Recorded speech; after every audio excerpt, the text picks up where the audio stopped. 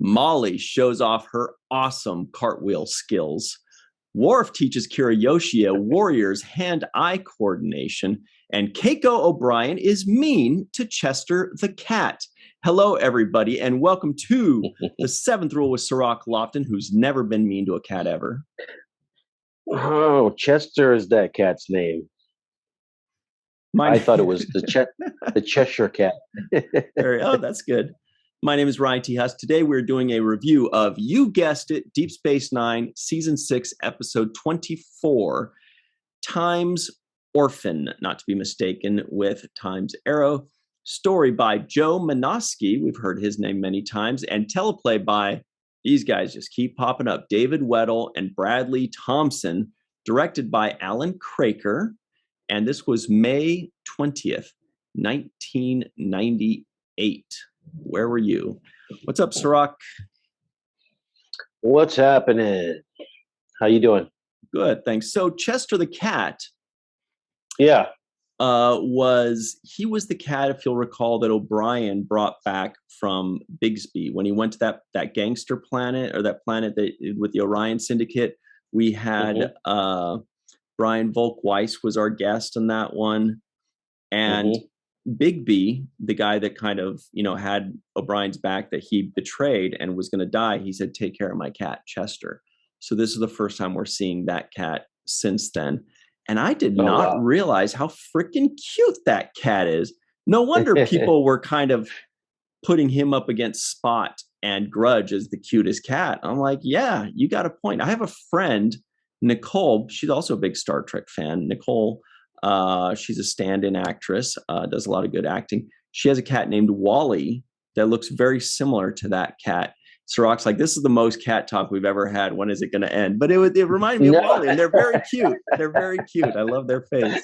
I wrote a little cat note. I didn't write that much cat, but I guess there's a lot of people out there that are cat lovers and animal lovers. I didn't even see the cat until that panning across the room and the tail was wagging thing. Is that the shot we're talking about? Yeah. Well, he was in at least a couple shots, but that one was really cute because the cat was sitting still. We were panning. You don't even notice the cat until you just see the tail going doot, doot, doot, doot. I'm like, how did they get that perfect shot with that cat to not move except for his tiny little tail? Brilliant. That's when I thought it was a robot. I thought it was like a mechanical-driven cat because I was like, that's too perfect. And like you said, it blended in with the scene. I think with the comforter on the bed and all that stuff. It kind of blended in camouflage with the shot until it moved. Yeah. But I didn't get a close up on the face, so I didn't really see the face of the cat. I think that was like a body shot, right? The back of the body. Yeah. And so I'd like to officially apologize to everybody during Virtual TrekCon 3 and the 2022 Lappy Awards. When I was saying Spot is cuter than Grudge, some people were saying Chester's even cuter than Spot. And I was like, get the out of here. But they got a pretty good point. Chester's pretty cute. So we saw his face a couple other times. I think they were carrying him or something. But the moment where Keiko was mean to Chester, if you'll recall, was when they were just about to go to the picnic. And they were just about to leave. And O'Brien says, I think Molly says, "Can we bring Chester?" And Keiko says no, and Chief O'Brien says, "Yeah, if we brought Chester, he might get lost down there." And then Keiko was like, "Well, on second thought," I was like, "How dare you?" So clearly she's got a problem with the cat because he brought the cat home. She didn't know. She comes back from Bajor. There's a cat there that she never knew existed. Suddenly there's a cat there. And then when she says on second thought, she grabs like the little blanket that they're sitting on in this picture of the picnic. The cat was on the folded blanket and she just yanks it out from under the cat. And it's an actual real cat. And that real cat's probably like, what did I do? I'm just sitting here. What the heck's going on? Dude, everybody at home, some of them know the scene I'm talking about. Some of you aren't sure. So go check it out. She yanks that folded blanket out from under Chester in like the meanest way. Obviously, it was in the script. I'm sure Rosalind didn't do that herself. But I was like, if they had to do that more than one take, then that's just that poor cat is just being beaten up on and abused, because if they had to do that like 6 times, that cat. It's animal abuse, damn near. What's going Poor on here? kitty. But he, in the animal's defense, that cat was acting. Seasoned pro. He's a seasoned pro, and he was a stunt acting cat. Watch that scene again. When she yanks out from under him, like the cat like fully stumbles. It wasn't like a little thing. Like she throws the cat off the blanket, and he's just kind of like, whoa. My handler what if they had a backup cat? The cat's like, I'm not doing that. So they brought in the stunt cat for that scene. Yeah, the cat's like, I'm way too cute to do my own stunts, pal. Only do tail wagging when the camera pans across. I don't do all this flipping around stuff. What if that was the cat's butt double? What if he's like, nope, I don't do that either. I do the face shots. You see my adorable face when I'm getting tossed off a blanket, or when you're zooming in on my butt, whatever you weird humans do that think is cute. That's Jeremiah, the stunt cat. I bring in the cat that's cool with nudity. And stunts. Anyway. And stunts. Oh, man. That's a lot of... I didn't expect to talk this much about the cat in this particular episode. Me neither, but it feels so right. It really went overlooked. Now I'm going to have to do a rewatch. Yeah. So Joe Minosky, we heard his name before. You said Minosky. Yeah, Joe Minosky. Like we've definitely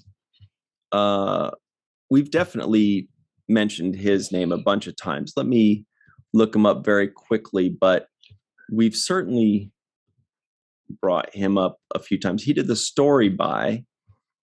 Okay, so he is a co-producer on Star Trek The Next Generation for 26 episodes, and he's got 33 writing credits on Star Trek The Next Generation. Wow. And on Deep Space Nine, he has 4 writing credits. And those episodes were, this is the last one. So this is why we've mentioned his name 3 other times. Dramatis Personae, I think that was the 2nd season.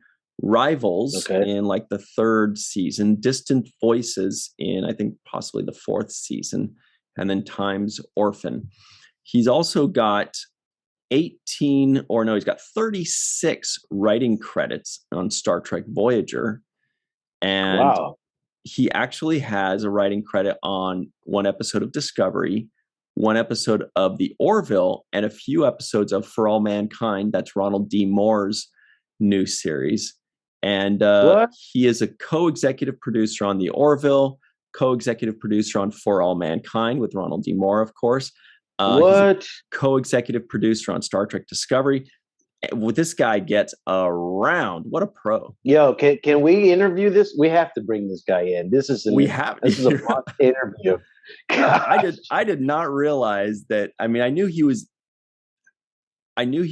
a part of all of those things except Discovery. I didn't know about Discovery, but I didn't realize just how much. With all these tons of writing credits, tons of co-executive producer credits. Wow. It's just that. So he basically went from Next Generation to Voyager, because he had like 20-something credits for Next Generation, 30-something for Voyager, and only 4 in Deep Space Nine, kind of in the middle. But this is a guy that would be great to talk to. Absolutely, especially just the impact that he's had on sci-fi in general, all the other projects that he's been a part of as well. So definitely love to pick his brain and then ask him some questions about, his journey. But that's and here I just looked it up. I found out how the cat died. No. It says curiosity killed the cat. Okay, Cirroc, that is an A+. Wow. Wow. Here I was with tears in my eyes. Wow. Man, I've been working on that for literally, it's been 2.5, 3 weeks now. So worth it. it went off well. Thank you. Worth it. Worth all of those sessions with the whiteboard and the markers. You're like, Kira Yoshi, no, Yoshi. How do I work this out? There's like diagrams. Yeah. Sorry about that, folks. I don't think you have anything to apologize for. So yeah, this episode started off, and it kind of got me. It tugs at your emotions seeing Molly kind of doing the Die Hard, one hand at the edge, grabbing on. Yeah. Because you usually see that with an adult, right? That's usually at the end of the movie. The guy's at the end of the cliff, or he's holding on to the wing of the airplane. It's just one hand, and he's like, grab my hand, reach for my hand. You never see that though with an 8-year-old. I don't even know if an 8-year-old can hold their own body weight up. 1 minute she's doing a cartwheel, the next minute she's doing a fall. And I did think of you. I was like, and I do oftentimes when I'm watching these things, and I remember thinking, I wonder if Cirroc thinks, oh shoot, is this the end of Molly? Because, whatever, who knows? And especially when the older one walks through the portal, I was wondering, did it cross your mind, Cirroc, that this is the end of Molly's story? Yeah. I thought because we're getting towards the end of the show, right? We're at the late episodes of the season 6. I don't know if Molly's coming back again, right? So I thought, oh well, maybe this is just their way of kind of writing Molly off, and so yeah, there was a part of me that thought this is, and then there was a part of me that said, but I never seen this new Molly girl around. So who is this? So I never ran into her at the craft service table, So I knew she wasn't going to stick around too. So at the very least, I thought Molly in general was going to be like written off of the show, essentially. And I was a little bit upset about it. I was a little bit upset because they barely give any storyline to his family. They even mentioned it. She says, "Are you going to send us away again?" Because obviously he sent his family away for the Dominion invasion. But I was a little bit upset that I was like, "Wow, this guy barely sees his family," and they give him one family episode, and it's like, and now he's got half the size of a family. So what's going on here? I know. Actually, I did put in my notes, I was like, finally, Keiko is back, because she was so involved in the first 4 seasons. And then they just kept, and then all she got was a million names. Every episode was like, oh, Keiko's on Bajor. Oh, Keiko and the kids are over here. Oh, I've got a wife and kids. They're somewhere else. But they were just backstory at that point. I do want to point out very quickly. Check this out. This is where Keiko is mean to the kitty. Okay. Okay. Yes, I need to see this. This is important. Wait a minute. No, it's not working. Oh man, I don't think it's going to let me show it. What a bummer. Okay. What a bummer. Let's try that again.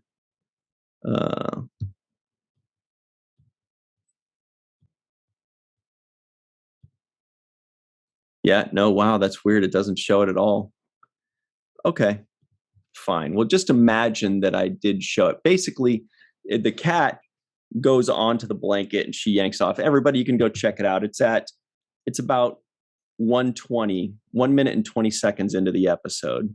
And he is so freaking cute. Anyway. Oh, yeah. So look, I was looking up Rosalind's kind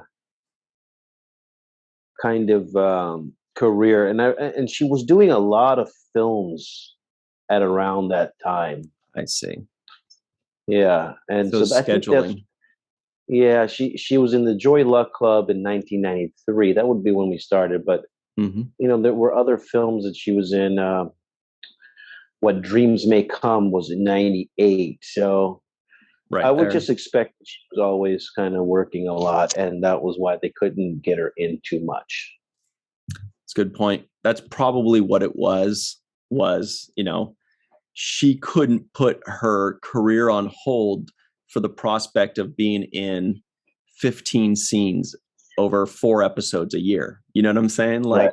Like Right. they're like, I think she had one or two Keiko centric episodes, but you can't put your life on hold, that you'll have for the possibility of one episode every 2 years is, about you.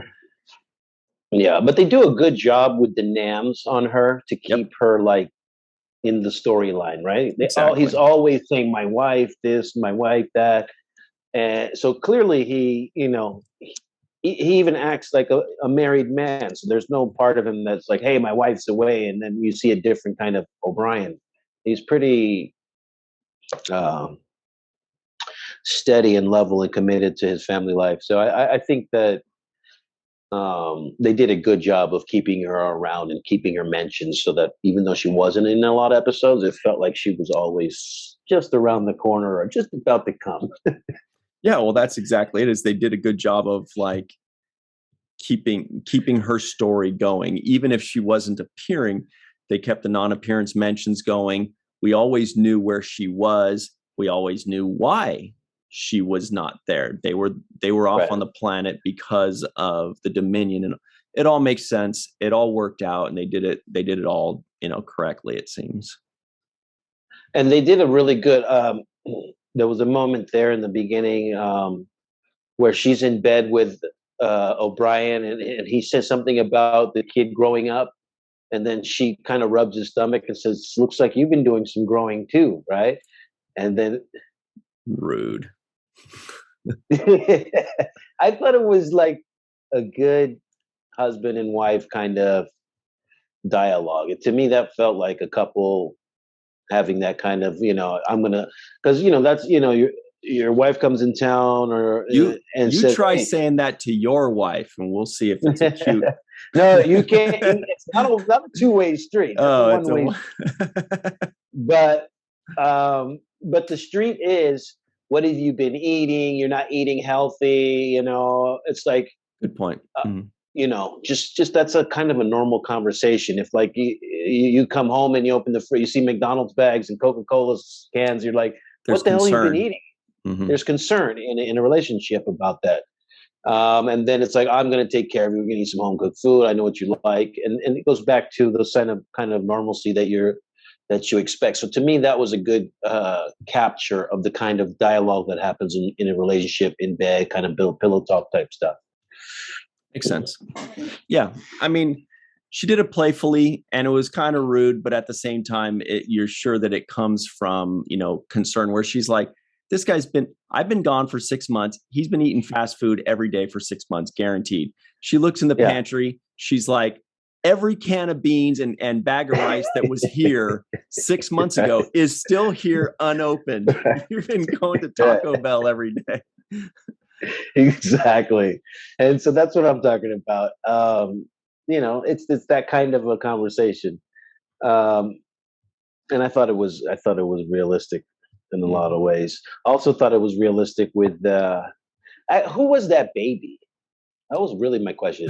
Was That that is Kira's that baby? is our first look, at least in a year, of Kira Yoshi, who was Miles O'Brien and Keiko's baby, but Keiko had that injury, and so they had to put it inside Kira, as you remember. Right. And I think they were maybe going to call him Yoshi, but then they called him Kira Yoshi because of Kira carrying her. No, but I mean Yeah. the baby himself. Uh was that Nana's real baby? That was my question. Because I think she did have a baby at this time. I don't know. It felt like that baby looked like somebody's baby, like an I actual I doubt it, but like let's check. baby. His name is his name is Clara Bravo. No. Don't know. I don't know. And this is actually, wow, what a pro. This is actually his 4th episode on Deep Space Nine. So what that means is when they had tiny little infant scenes with Kiriyoshi, it was still the same actor. Like they kept the same actor throughout. I say actor, but when he's 3 weeks old, is he, they're, they're not really giving him direction, I don't think. Yeah, it's funny because they really need to do a deep dive and do a USSS Kiriyoshi in one of the Discovery episodes or something. That would be badass. Throw that in there. That would be badass. Because we don't know what this little baby grows up to be. That's right. We don't.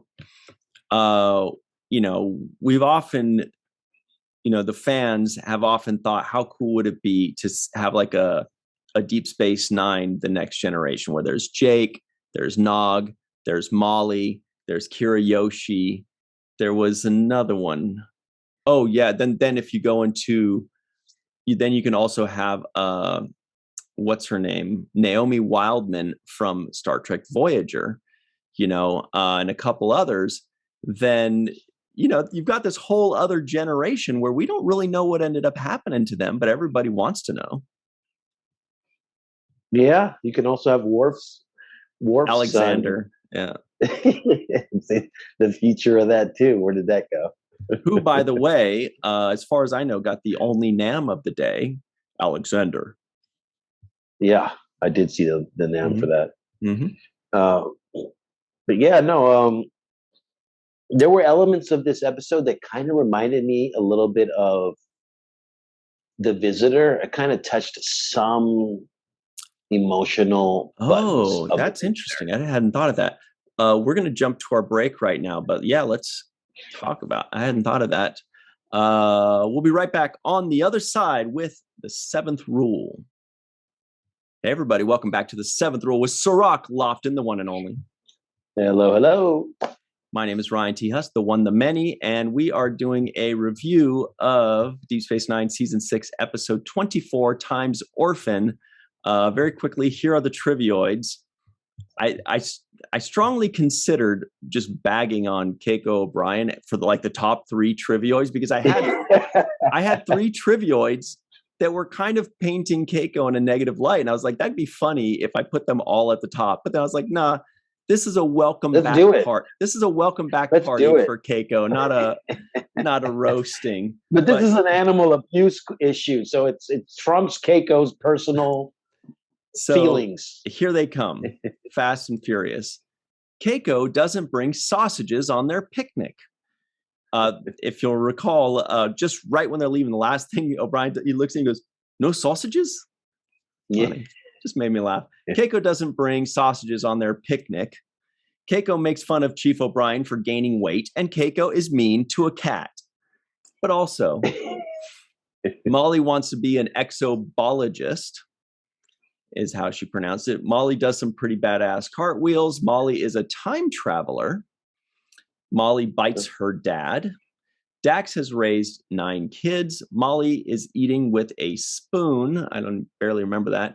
Worf is teaching Kiriyoshi a warrior's hand-eye coordination. Molly hates her purple dress. Remember, because she ripped it up angrily. She really hates that one. And lastly, Worf pretends to be a Grint hound.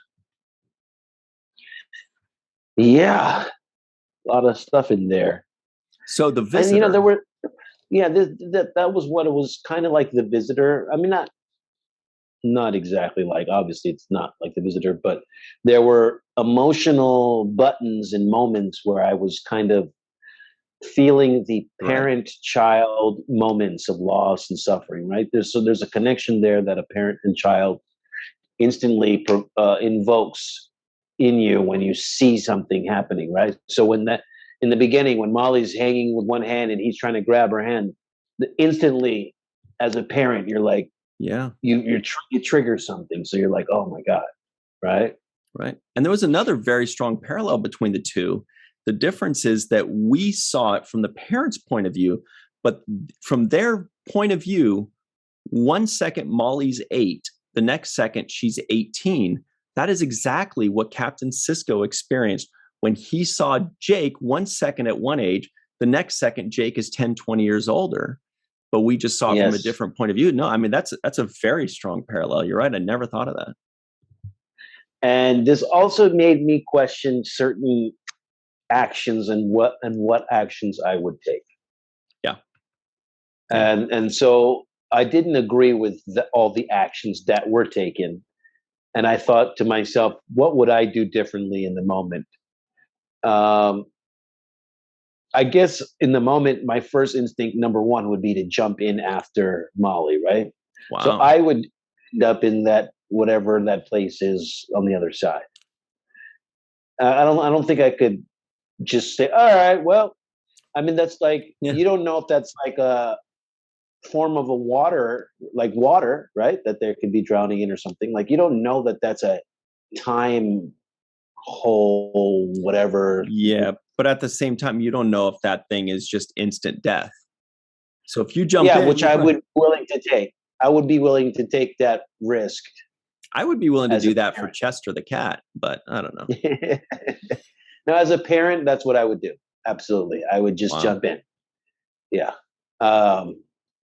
Especially if there was an unknown, right? Mm-hmm. Now, if it's boiling hot lava and I know that's lava and I'm jumping in, it's just going to melt me away. Right. Then I would say, well, that doesn't really benefit anybody. But if there's an unknown and I don't know what it is, I'm going to take the risk and say, okay, well, let's screw it. Let's see what I'll do it because I know she's right there. Right. Kind of like a lot of times if a kid goes overboard on a boat, a parent jumps in after them because they're like, okay, we're going to face this together. We're going to figure it out. Right. But I'm not going to just leave my kid. I'm just going to look over at the edge of the boat and say, you're like, oh man, Keiko's going to be pissed. Oh, well. When we get back home, maybe I can build a time machine that's not what I'm going to be thinking in the moment. Right. Maybe I'm going to be thinking of life-saving skills. Maybe he's just thinking, he's like, well, when we go home, I guess we're just going to have to make Molly number 2. I don't know. Sorry, Keiko. Yeah, no, nobody's thinking that. You're thinking instantly in the moment of saving somebody's life, especially your own child. So, and you will risk your life for it. So that kind of made me look, I was like a little bit like, I don't know if that's exactly what I would do unless I was certain this is a gateway time portal that I could reactivate. And I knew all of that going forward. Right. Mm-hmm. That was the first thing that I had a little kind of an issue with. And then the other thing I had an issue was with when he was giving her back into the time thing. Right? That's exactly what I was thinking. Yeah. Yeah. That had me just thinking, are you like, that's the decision you would come up with? Like, I'll just send my kid to grow up on a planet by themselves in solitude and maybe forever. Just die. Maybe die in 2 weeks. Yeah. And here's a pack of Lunchables and a Swiss Army knife. Yeah. Here's some Raisinets and a compass. Good luck, kid. Yeah. No, but it's not going to happen. No parent's going to do that. I don't care because of the way time works. The same way the 8 years that she had growing up made her develop and was able to learn a language and to communicate with the Molly that we knew. So that Molly obviously got erased by the passage of another 10 years on this planet isolated, right? So that Molly no longer knows how to speak, communicate, interact with people, has learned a whole new set of skills. And just like that has happened, you can now reverse that again with another 10 years or so of therapy, being with her, working alongside, teaching her, about herself. And no parent's going to give up on their kid after 2.5 days. They're like, well, it's been 2.5 days. Yeah. She learned some words in English. She learned to, give us back the ball. She liked it when I combed her hair. Yeah, but she did freak out. You know what? Let's get it. Let's move on. Move on. We wasted already 2.5 Where's my Swiss Army knife? Yeah, we wasted 2.5 days on her already. Can we just forget it? Give her a flashlight. We could take care of her. We could put her. The magistrate says we could put her on this colony and take care of her, and she'll improve slowly. Nope, not worth it. Bye, Molly. No, Just give her a flashlight and a bottle of water. Yeah. She'll be fine. Teddy bear too. We don't even know what that planet looks like. It's not like they went to the other side, did some reconnaissance, and said, you know what? There's no dangerous animals here. There's it's the weather and temperature is very beautiful. Yeah, why didn't they go on the other side with her? Maybe build her a home. Maybe just say, hey, let's make this thing stable so we can go visit her every week. And then slowly she'll get, I don't know. Yeah, it was weird. It was weird. Yeah. The whole, okay, I'll see you later. Time to go. Go back to the jungle. See you later. It's been a week. I don't know what to do. Bashir says he can't figure it out. So that's enough. To me, it was like, wait a minute. That was too casual for me as a parent. Nobody's going to just abandon their kid like that. You know how many parents have had a child that's been missing and they didn't find that kid for years, 10, 15, 20 years, and they may have grown up and had a whole other family, and now they're but to be reunited with them is the most magical moment, to see them again. Nobody says, oh, well, you know, he got married and he moved on, so it's not a big deal. It's not the same kid I remember, so not worth it. No, I like that other kid better than you, so see ya. Yeah, come on. That's no parent. She's not that cute age anymore. Yeah. Besides, he lost all his hair. He's got a double chin now. He's not a little baby. Right now, Joe Manoski, if Joe Manoski's watching this, he's like, well, I was going to come on your show, but now I don't know. Joe, the show episode was good. It was good. We're just nitpicking. That's all. But speaking of nitpicking, the Chucky doll that she really loved so much, I was creeped out by this little doll. Yeah. It had a stitched forehead like Frankenstein or something. And I was like, what kid will look at this doll and think, here's my rendition. Oh, wait, let me pin this. Oh, hey, hang on, hold it up again. There. I was like, real cute doll. It looks like a baby Frankenstein Ronald McDonald. I was thinking to myself, what kind of Scarface doll is this? I mean, I don't know. I wonder. And I actually had to ask, just before Chucky, because it looked like he was wearing the same jumpsuit. I wonder if it was in some way similar to, and you tell me what you think. A little bit. The thing in the middle, I don't know. That's actually Naomi Wildman. That's the kid on Voyager. She's actually a really cool, interesting character. Her mom's name was Ensign Wildman, but I don't remember her first name. And right now there are people that are yelling her first name, but I can't remember it. Let me look it up. But anyway, yeah, that was the only thing I could think of that has kind of like that thing in the middle of the forehead, you know? Yeah. No, I thought that was the weirdest doll that the kid would want. Samantha Wildman. Sorry, the name is Samantha Wildman of the Ensign on Voyager. Okay.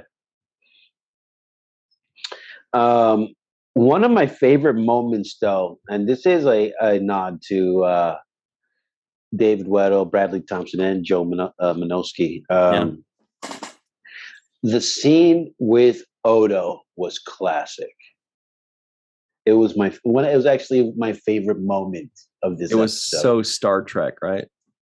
Oh, it was just such a good moment. Jones to security. So the security officer Jones, who, by the way, was a stand-in actor the whole time. So I forgot who he stood in for. Maybe for Odo. It was Odo's stand-in, as a matter of fact. Yes. Interesting. Yeah, because picturing him, he had similar hair color and length. Yes. And he was, so he never got any lines. He was always either a background actor or he did stand-in for Renee. I thought he was actually really good. I put in my notes. I was like, whoa, this guy got one little scene. He was pretty good. Right. And he's been around for the whole time. That's why I'm bringing some attention to him without actually saying his name. Unfortunately, I can't remember his name.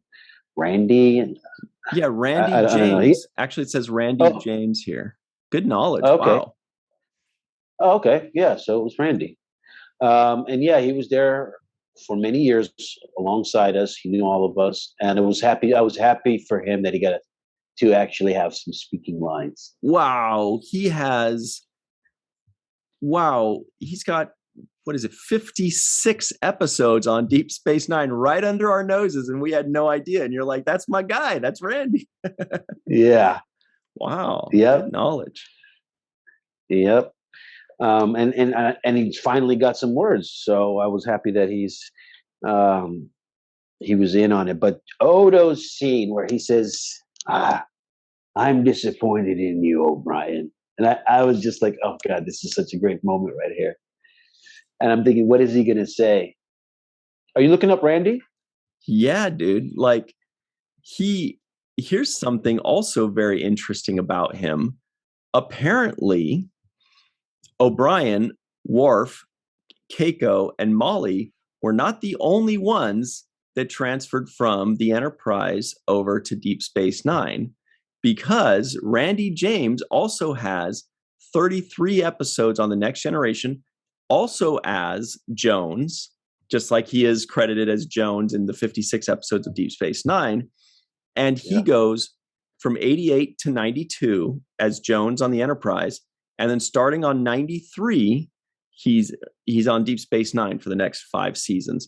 So what that means is Jones transferred from the Enterprise over to Deep Space Nine, just like Worf and O'Brien. He's the third officer.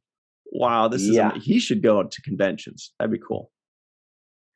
Yeah, I don't know where he is, but he was there the whole time. Really nice guy, always laughing, always had a smile. And like I said, seeing him have these lines here was like, oh, hey, good, he got some lines. He got to speak because he's always been there the whole time, you know. And it's funny because they transfer Miles from engineering. He's transferred from security because he's working as a security op guy. Mm-hmm. And Worf is obviously security as well. Yeah.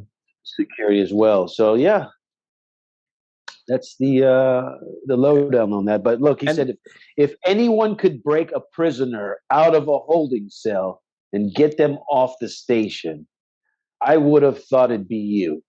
Mm-hmm. And he shook his head in disappointment. It was such a great line.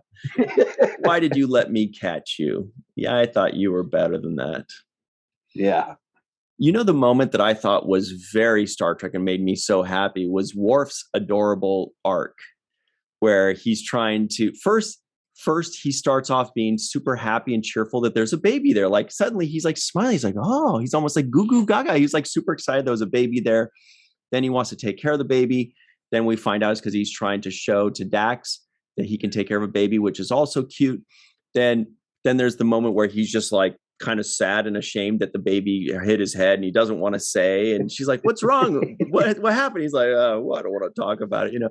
And then at the end, when Dax is like, he kept saying, Kiriyoshi kept saying, gung, gung, gung. What does that mean? And Worf's like, really?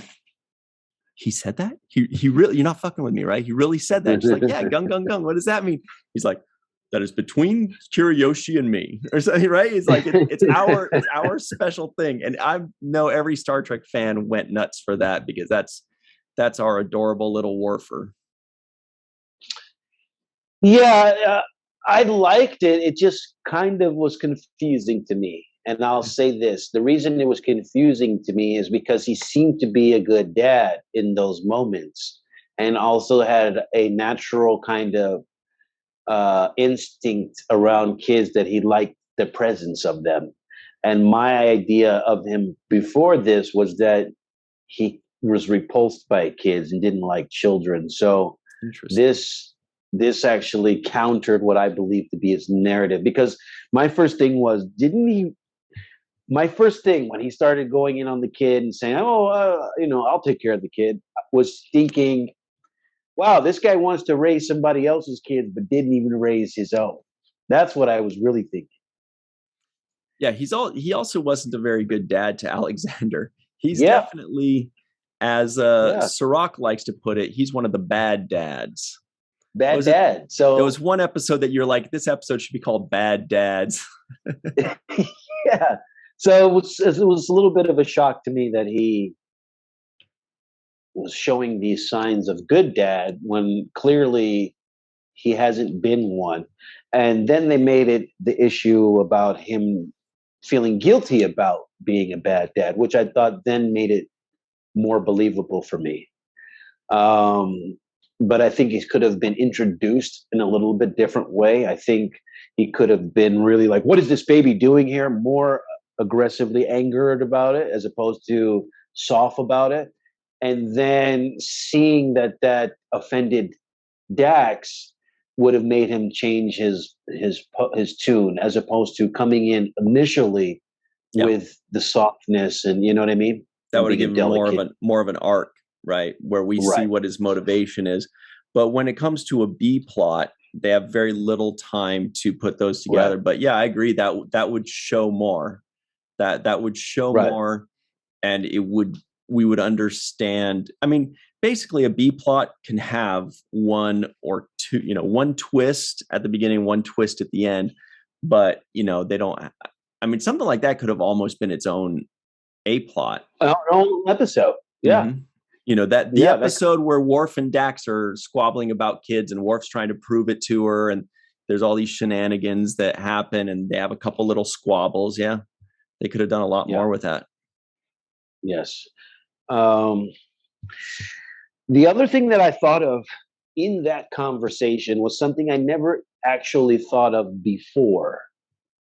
And that is the idea, and this is probably more of a Mohamed Noor question, but I'm going to say it anyways.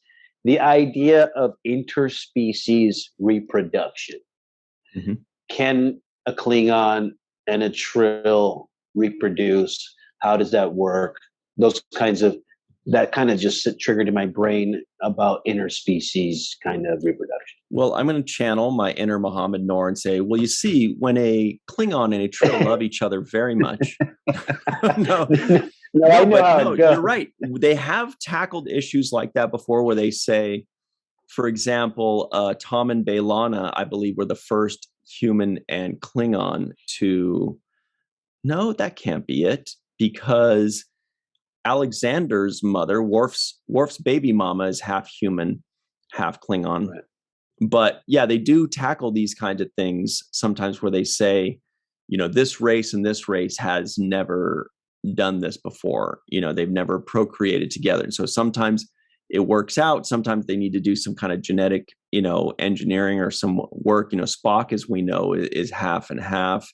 Deanna Troi is half human, half Beta Z. Betazoid. Beta Z is the planet. But yeah, we've never seen Klingon and Trill, so we have no idea if that works or not. Yeah, and then it also made me think, did any of the Trill hosts prior have children? Because I don't remember hearing about that either. Yeah, they're called Trildren. No, that doesn't work. Dax said...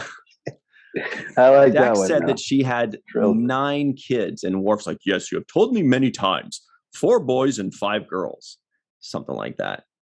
That she's had 9 kids in previous lives. But yeah, they didn't actually go further. They didn't actually... I go with that one.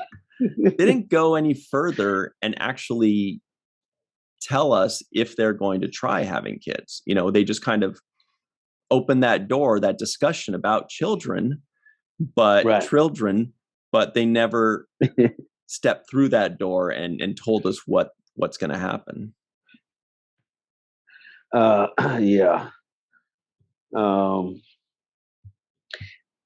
Also noticed that the place that they wanted to take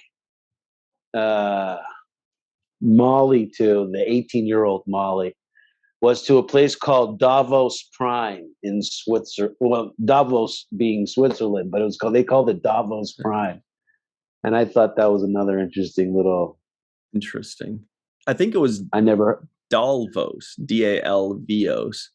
But Davos. Oh, really? Yeah, I think so. I thought it was Davos. But Davos, what is it? So everybody in the live chat, let us know, what is Davos? Davos is something else. There's somebody's name who is Davos. Oh, that's what it is. Now I remember. No, it's Game of Thrones. It's Sir Davos. Now I remember. Never mind. That's Game of Thrones. Sir Davos, one of my favorite characters. Everybody loves him. The Onion Knight, if I remember correctly. So we'll talk more about this on the other side on the free-for-all. We're about to flip over there, but before we do that, let's give a very special thanks to our friends, Homer Frizzell, who lives in an apartment building that Walter Koenig, aka Chekhov, used to live in New York. Right. Dr. Marie Segal, Eve England out in Wales, Yvette Blackmon-Tom, Carmen, aka Skillet, Grandpa One, aka Tim Baum, TJ, Jackson-Bey out in Missouri, Bill, Victor Arucan,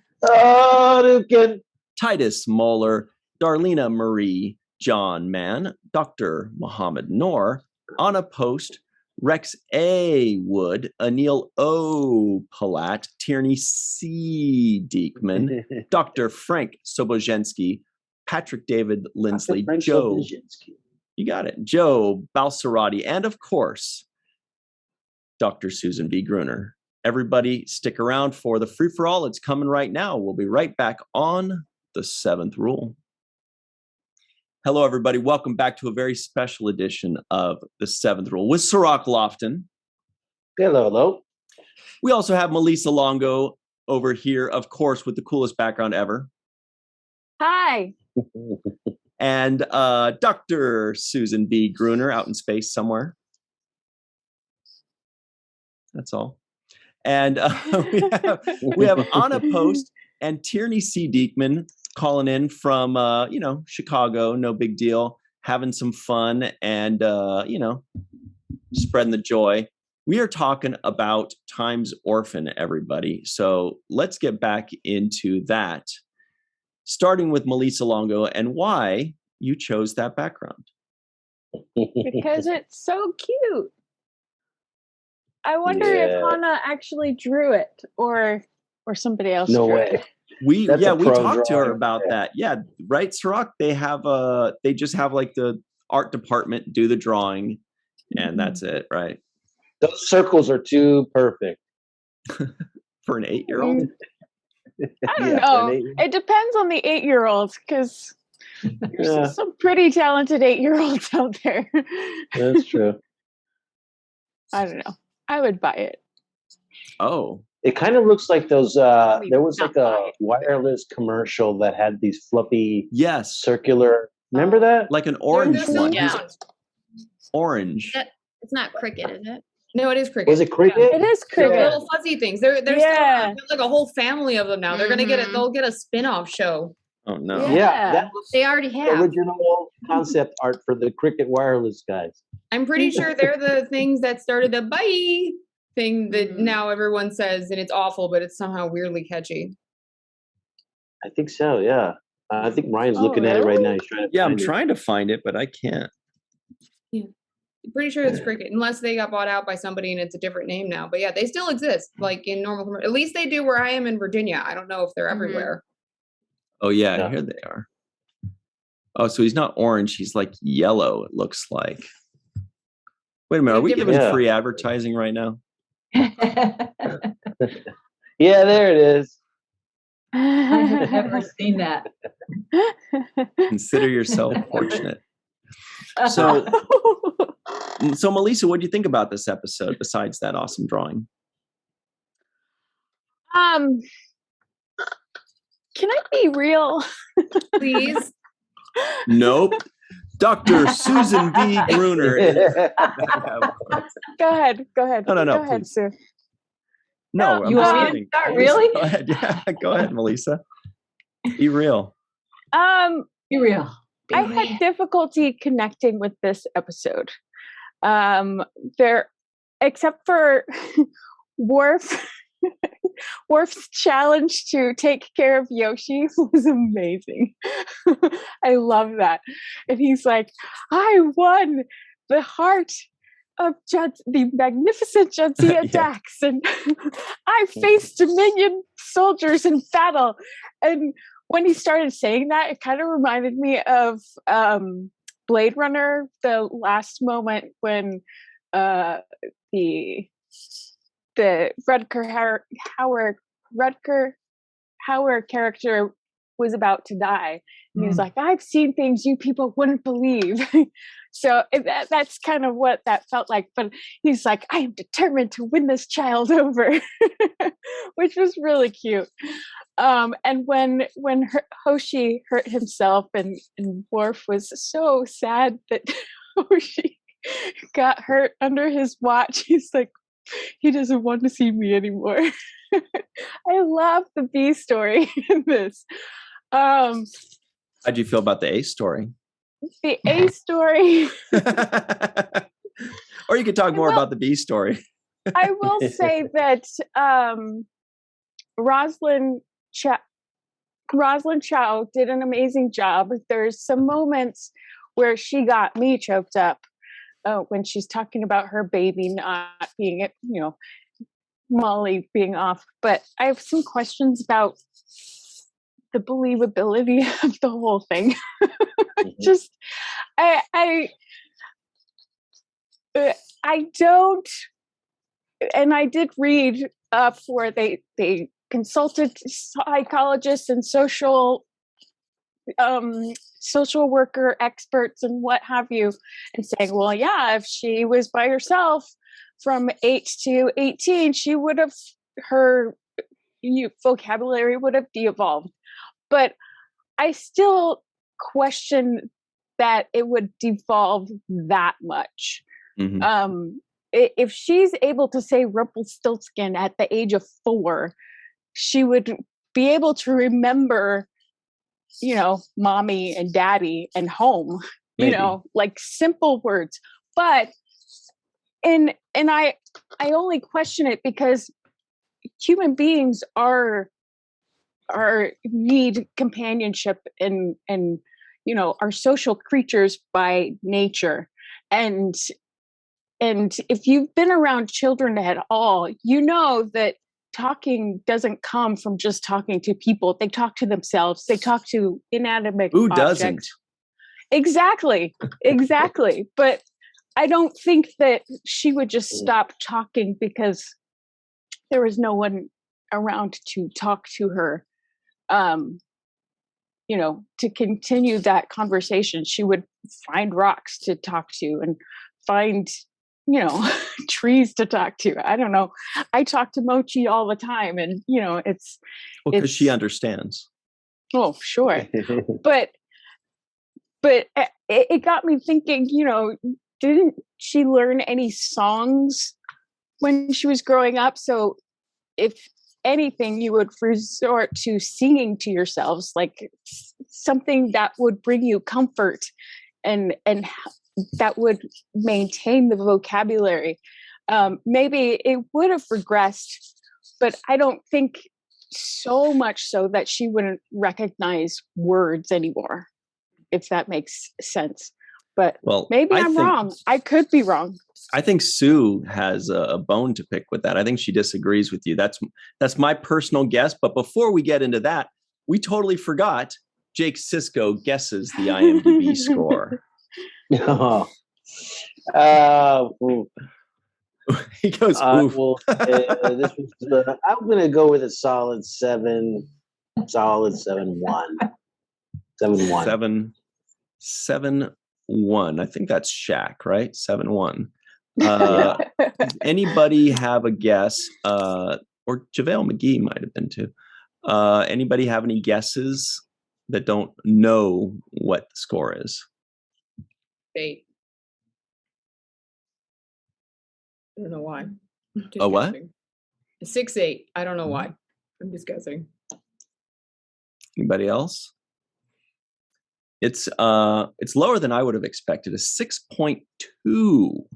Ooh. which is low for Deep Space Nine. I didn't expect that. I Wow. didn't think it was that bad. Anyway, Wow. so Sue, your thoughts? Boy, you didn't fully agree with what Melissa was saying there, methinks. You can't. You can disagree. It's okay. I'm good with it. Besides the fact that I wonder how an 8-year-old could survive on her own, Well, that wearing was the my same first clothes, thing. Yeah. not knowing how to cook or find food, and have her polished nails when she came out and her bangs perfectly trimmed.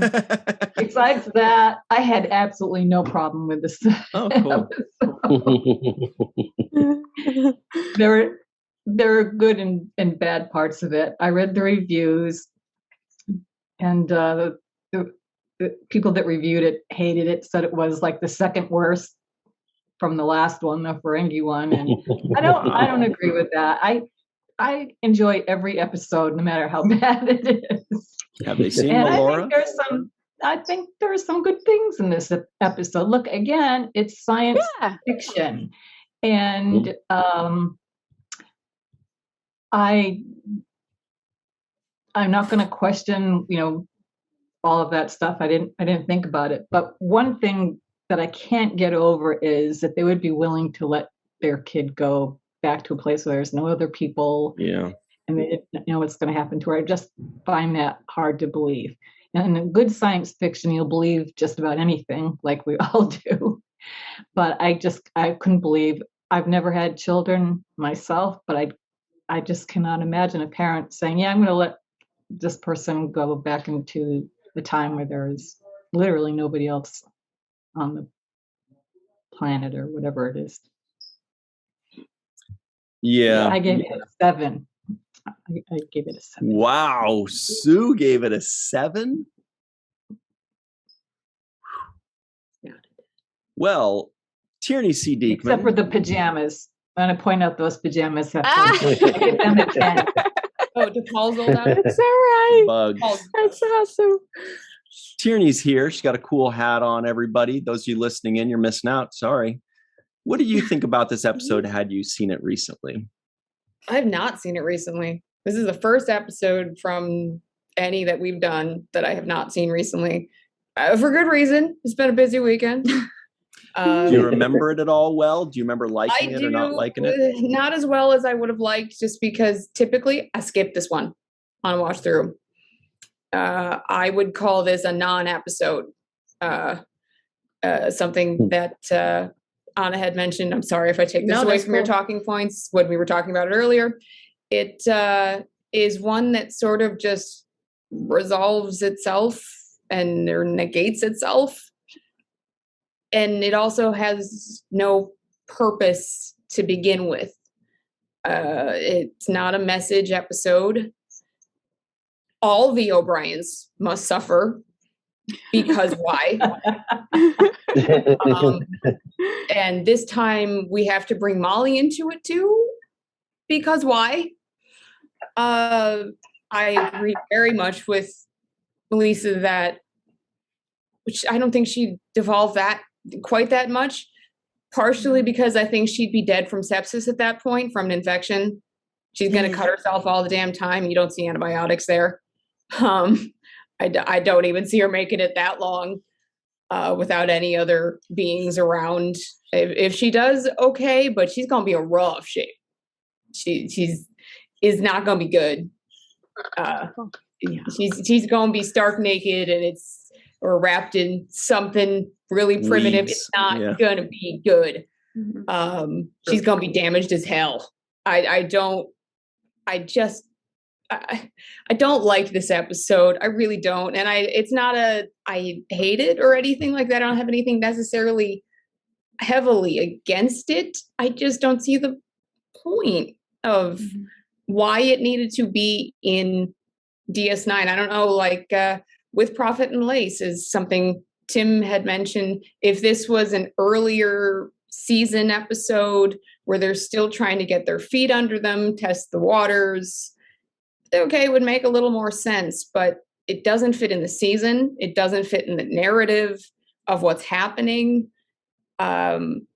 Keiko's not on station very often.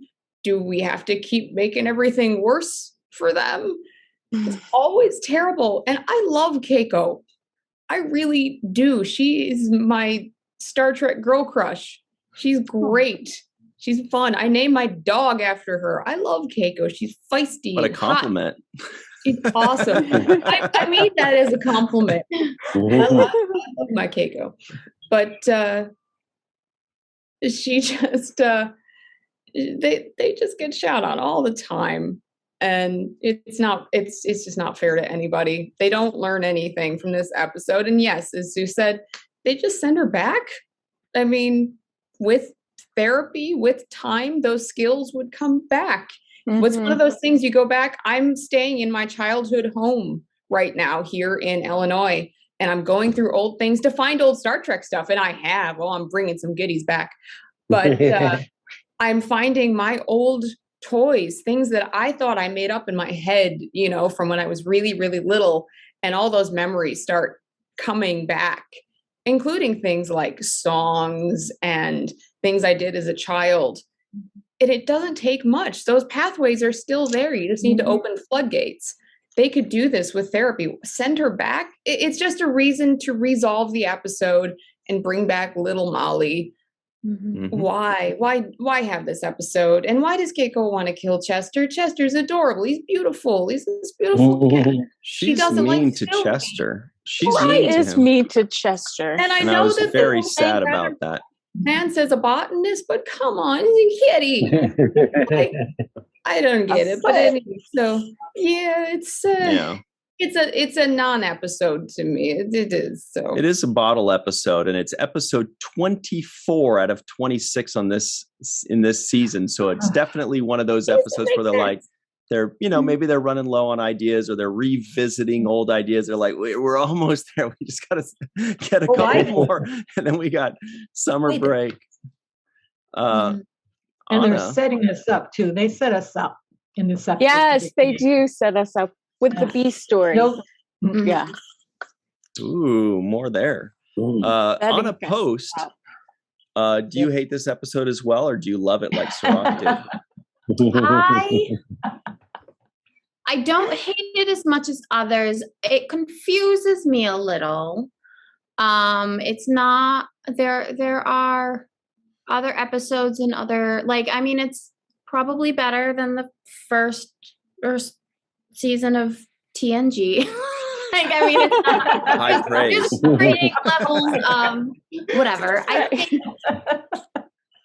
I think we got so used to DS9 being an arc and constantly pushing forward the overall storyline and the story arc and things tying into things that it feels very jarring to have an episodic episode, especially one where in the end it's like nothing ever happened. I mean, I get the fact of not wanting to have you put a child through a super traumatic experience, and I understand wanting to resolve that. So at the end, the only person who is not affected and not remembering that trauma is the child itself, which is a weird thought to have, where everyone else, as far as we know, lives with this trauma and this knowledge that this thing did happen, even though the child will never remember and it will never affect the child itself. They will always have that.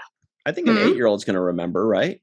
But she goes back and she'll only remember being missing for a little bit. Right. She's not going to remember missing 10 years. That never happened. I mean, for her, it's lost in the grocery store, right? I don't know if anyone else has been lost in the grocery store. Yeah. Like you've lost your parents for that. It's that thing that you'll always remember, and it's always traumatic, but it's never going to be as traumatic.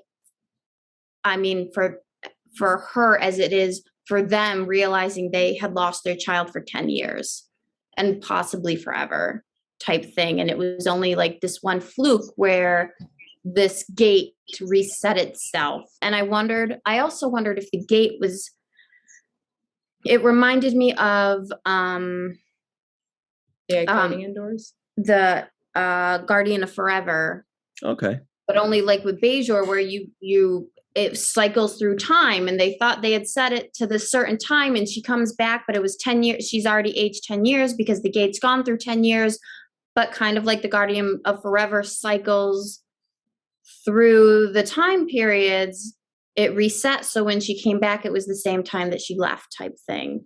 And then it sort of harkened to me back to that Guardian of Forever gate, especially with things that happen later on in Discovery, how you find gates that are still jumping and things. So I actually wonder if that was kind of a callback reference, not only to TOS, but to this, as it was by Bajor.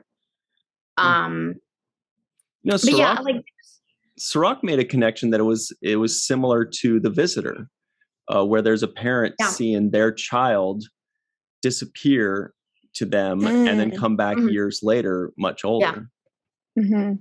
Not to mention, they also have to live with the knowledge that Molly that they knew as older Molly has now sacrificed herself. She's gone. Yeah.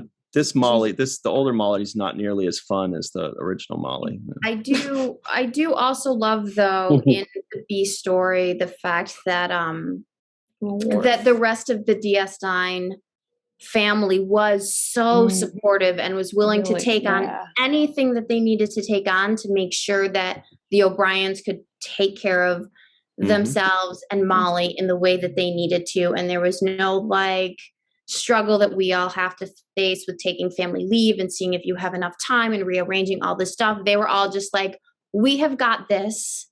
Yeah. You go. Yoshi will be fine. We will be fine. We do not need you. Do what you need to do. We will arrange anything to make sure that you can do what you need to do. How cute was it? Even Odo was like, you can get out of here. Yeah, Odo. Yeah. How cute was it, though, when Dax told Worf that the baby was saying gung, gung, gung? He's like, you said that? Oh, I love that. You're not messing with me, right? Did you really say that? It is between me and the baby, right? Oh, it's too cute. So great. Yeah, I don't think we covered this, but grown-up Molly bit Quark's ear. Yeah. And he screamed. Yeah, that would that's a big deal, right? That's there. A little payback in the episode before, maybe. Yeah. Oh, yeah. Yeah. That makes this episode a rated R episode. No. And she stabbed the Tarkalian too, by the way. She stabbed the Tarkalian, and I was thinking, well, they need to just send her to fight the Dominion because this girl's kicking ass. She's going to clone her. But no, I had some of the same issues expressed. Yeah, I had some of the same issues that. Where am I? Alpha Quadrant. Where am I? No, wormhole aliens. And that was that was because I, as a parent, there's things that I just didn't find believable as a parent. Number one, I talked about.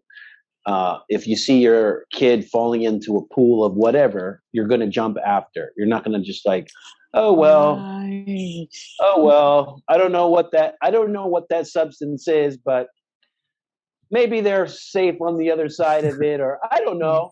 We got another one. Yeah, we got another one. Unless you know for a fact that's like boiling hot lava or something, you're jumping in there. I don't care. Any parent is not going to just say, well, I don't know where they are down there. I can't see them, so I guess they're not here. Like jumping into water after you're fall in. Yeah. You're jumping. A parent is jumping. That's it. And if it means I'm going to die, so be it. And well, maybe I'm going to take them. Maybe they didn't like Molly that much. Maybe that's the secret. Maybe that's why Willie O'Brien is sending them out to Bajor. The cat. Throw the cat he's in like, here too. Molly, you guys go on Bajor. It's for your own protection, not because I'll hang out with the kitty. You don't like the cat. You hang out with the kids. I don't like the kids. Maybe that's what it was. You might have a thing there, considering that he did manifest Rumpelstiltskin, who steals children. Might not like Molly that much on an unconscious level. But everybody loves Hana Hate, and she did some I think a lot of you guys are just jealous because of her cartwheel skills. Oh yes, it made me want to go and do cartwheels. Actually, it's been so long since I've done cartwheels. The adult Molly had some pretty good cartwheel skills too. Actually, we didn't even talk about her. That actress I thought was really good. I didn't remember her being that good, but she had to do so much with hardly any lines. You know, she had to just grunt all the time. But mostly, you're just reading her reactions in her face. And I thought she did a really good job in a role that is difficult to not be self-conscious. You're like, okay, so I got to run around and act a fool. And are you sure this doesn't look weird? They're like, no, this is good. Do this. Okay. And I'm going to, okay. But I thought she did great. I thought the acting was really good, actually. Yeah, her acting was good. There's, like I said, there's moments when Keiko was breaking down and I'm just like, Keiko. And tears coming, you know, but it's just the whole, I don't know if it was the execution or whatnot, because I'm thinking, you know, even back in the day, we were drawing on walls of the caves and stuff. And so she likes to draw. So why wouldn't she express herself with nobody else around to, you know, and but then it made me question, well, how would she know what's safe to eat and what isn't safe to eat, as far as like fruit, or water, drinking veggies, water, and that stuff. all of that. And it's not realistic, that part. It's definitely not realistic to send her back with a, you know, like a Bowie knife. Here's a book of matches and a Bowie knife and a blanket. And a blanket. There you go, MacGyver. Yeah. Tic Tac. Make a hang glider out of this. If you need anything else, just look up at the stars. Like the Bowie stars. Yeah, I was like, no, I didn't believe it either way. So that was the problem. Yeah. Because as a parent, you're literally just, you're not going to give up on your kid. That's it. You're not going to give up on them to watch them just disappear into some kind of abyss that you don't know about. And you're not going to give up on them that once you do recover them, I don't care how many missing people have been, there are parents that are waiting just for the remains of their bodies, of their loved ones, waiting just to get confirmation that they can put to rest and they can bury some some closure. So, and they sit there and they hold on to that hope for years, just for that. Right. And you think that somebody's going to walk away after missing their kid and say, "Oh, well, just go back to that planet over there by yourself." You know, no parent is going to do that. Parents are waiting, waiting by the phone to find out if they're for decades, if their runaway kid or their missing teen or their kid will ever surf. They scour the internet looking for people. They go through these. I mean, there's all types of, there's so much that a parent will go through to find their child, and it's just, there's nothing that equates to that as far as love of a person. And I just don't think that was accurately, it was too flippant in this episode. It wasn't enough for me to emphasize that kind of a love that a parent has for their child. Mm-hmm. Now, before we go, Cirroc, I'm so glad you mentioned the Abyss, because here at the Seventh Rule, the only Abyss we like is AbyssinianKiosk.com, Cirroc's sister's website. And we have it on good authority that our good friend Mike Gu was wearing a shirt from Abyssinian Kiosk at the Mission Chicago Star Trek convention. Everybody at home, you're thinking, boy, I wish I could get a cool shirt like that. You can. Abyssinian Kiosk. Check it out in the description box below. You're going to love those shirts. You're going to love the way you look. I love Malissa. Guarantee it. I wanted to say, Malissa, that shirt you've got on is pretty cool. Yeah. What is that? It's brand new. Cool. I did some painting. Nice. Oh, wow. That's beautiful. Over the... I'm not. I think I'm wearing Ryan. Is this Ryan or? I think it is. Oh, it yeah. looks like Ryan. Well, it's not Cirroc. Yeah, and if you'd like to wear my face on your chest, everybody, that is on our Teespring store. That's our online store. Go ahead and find that in the description box below. You can also get a Cirroc, you can get a Ferengi. We have also a 7th Rule poster, all kinds of fun stuff. That is a great blue on you, by the way, Sue. And don't forget about Walking Art by Melissa. I think we need a new Cirroc. T-shirt though, because it We looks do. like That's awesome. Cirroc. It looks like the Yeah. Pixar lamp is going to take a bite out of you. That could be like a thing. This is the microphone. Pixar lamp. Everybody at home, that is walkingartmadebymelissa.com. You can see all kinds of cool shirts and stuff that she makes there as well. You got all your shopping ahead of you now, everybody. So enjoy that. I think we got to run. So everybody, thanks for joining us. Also, Melissa, thank you. Sue, Anna, and Tierney, thanks so much for joining us. Everybody at home, we'll see you next time. And, whatever. Enjoy Star Trek. See you next time on. Yeah, enjoy the convention in Chicago, guys. You guys are having fun. Enjoy the rest of your Anna time. and Tierney.